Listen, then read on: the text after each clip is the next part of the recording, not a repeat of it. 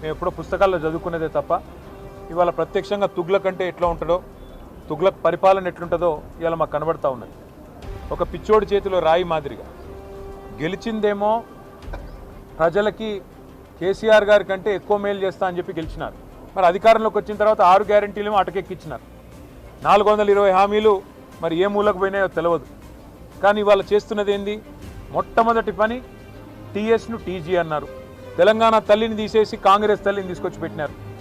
అట్లాగే ఆ తల్లి చేతుల్లో తెలంగాణకు ప్రతీకగా ఉండే బతుకమ్మను తీసి పక్కన వారేసినారు. హైదరాబాద్కి నిషాన్ చార్మినార్, ఆ చార్మినార్ని తీసేస్తా అంటాడు. ఏది? మన తెలంగాణ రాజముద్ర నుండి కాకతీయ కళాతోరణాన్ని తీసేస్తారు. ఇట్లా అపసవ్యపు పనులు, దిక్కుమాలిన పనులు, తుగ్లక్ పనులు తప్ప ఈ ముఖ్యమంత్రి గారు చేసిందేమీ లేదు. ఇంకా విచిత్రమైన విషయం ఏమంటే కేసీఆర్ గారి నాయకత్వంలో అధికార వికేంద్రీకరణ జరగాలి అని చెప్పి, ప్రజల దగ్గరికి ఎంత సన్నిహితంగా పాలన ఉంటే అంత మంచిదని చెప్పి 10 జిల్లాల తెలంగాణని 33 జిల్లాలు చేసుకున్నాం.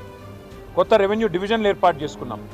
కొత్త మున్సిపాలిటీలు, కొత్త మండల కేంద్రాలు, అట్లాగే తాండాలు, గ్రామ పంచాయతీలుగా ఇవన్నీ చేసుకున్నాం. కానీ హైదరాబాద్ అస్తిత్వాన్ని మాత్రం మేము ముట్టుకోలేదు.